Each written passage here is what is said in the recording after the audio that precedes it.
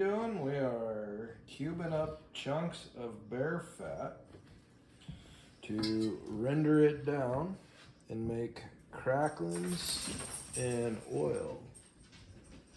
Yeah.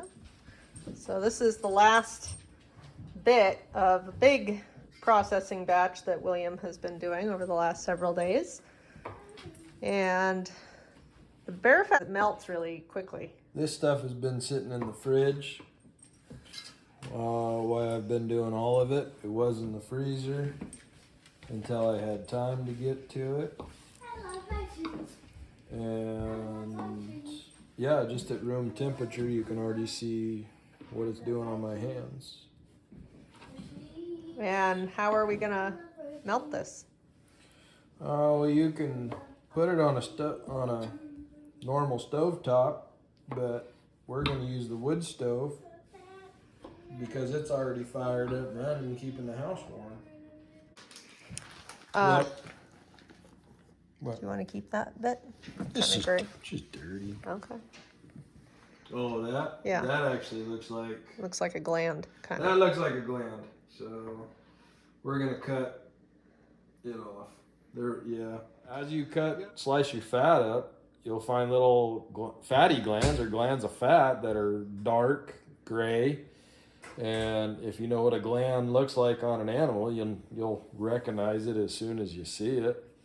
And I just cut them out and throw them away. Mm-hmm. Give them to your dog if you want to. I don't know if I'd give them to your dog.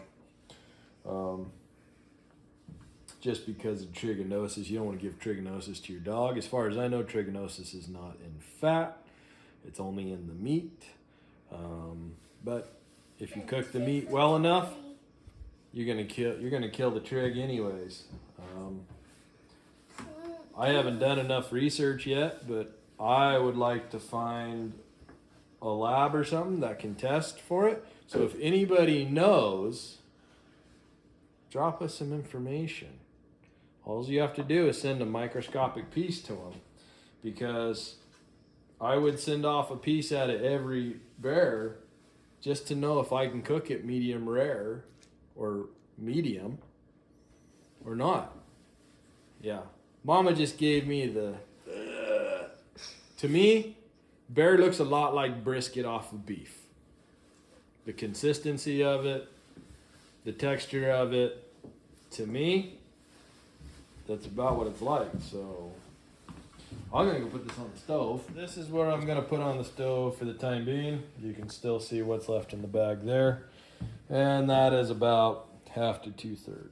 And we have this nice griddle on here if you've been following Erica's channel here. And that's where all the heat really comes off of. But for now, I'm gonna set it here. I'm gonna put this little grease catcher thing on it. That's a splatter guard, and if you're gonna cook on a cast iron wood stove, you want one of those. Yeah, otherwise any wood stove, honestly, makes the back of the stove kind of ugly. But you can see where I've leaked some of the fat here. It doesn't look too bad. No, it's not gonna hurt anything on the surface there. Where it'll come into play is your painted surfaces, which is your stovepipe. So that gets kind of ugly. I have to hit it with paint every now and then, because even with the splatter guard, it can't stop everything. So these have been on here for an hour and a half. You ever take at kind of a medium heat, and look how much they have already rendered down. So there's now less than a single layer of cracklins across the top of a couple of inches of oil.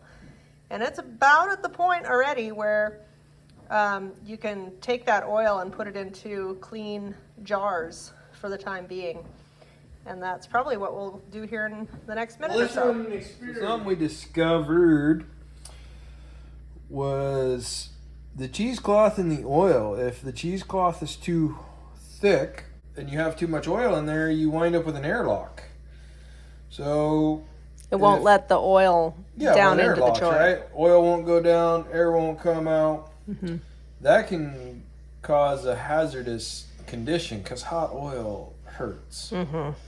So if it burps and comes flying up, that could hit you and hurt.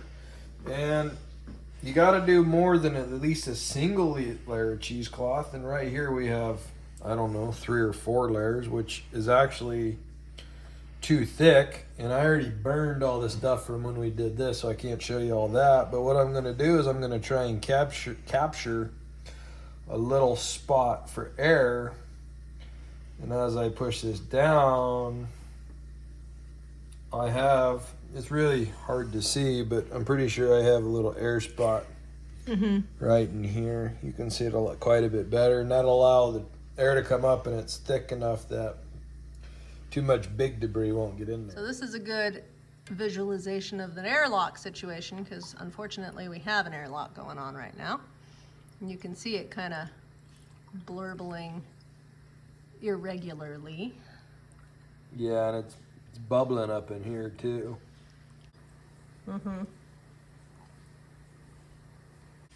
So these are all part of this same batch from this same animal, and they're different colors.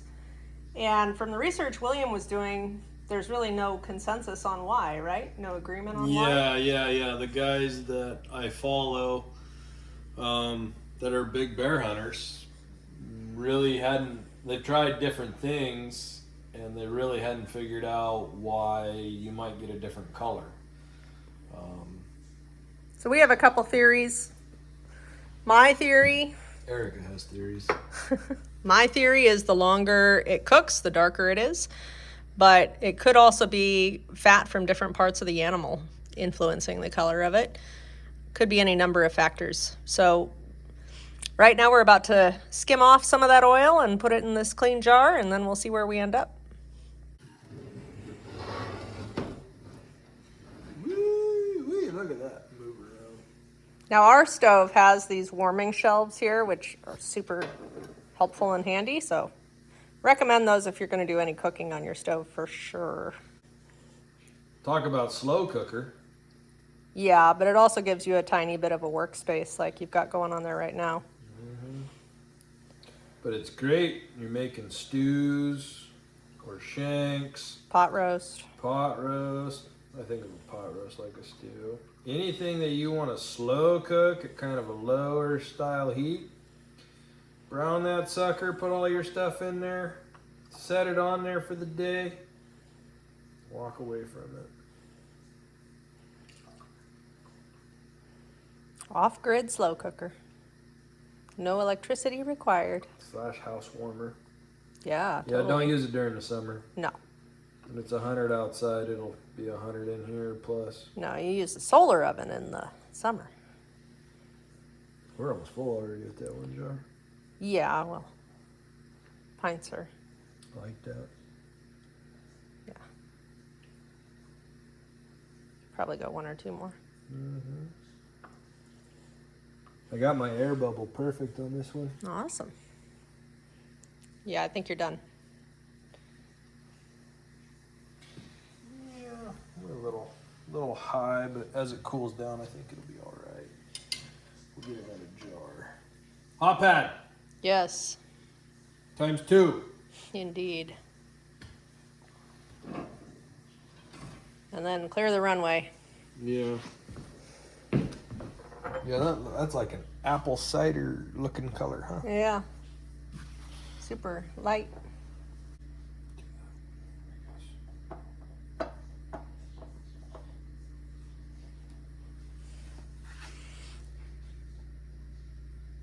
That is a little over full.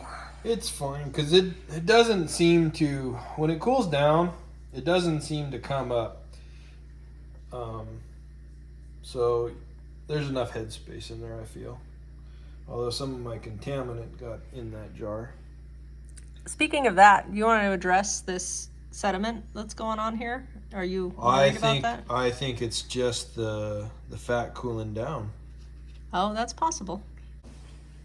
Right, solid, liquid. That countertop is fairly cold. So this is fat I rendered last year. This has been in the fridge. I have been hoarding it because to me it was something special. Because how often do you kill a bear? Look how solid it is. So, and I never sealed it. But that's just looks like bacon fat. Kind of on the drier side. Does it smell all right? Yeah, it's got less of a smell than the oil does.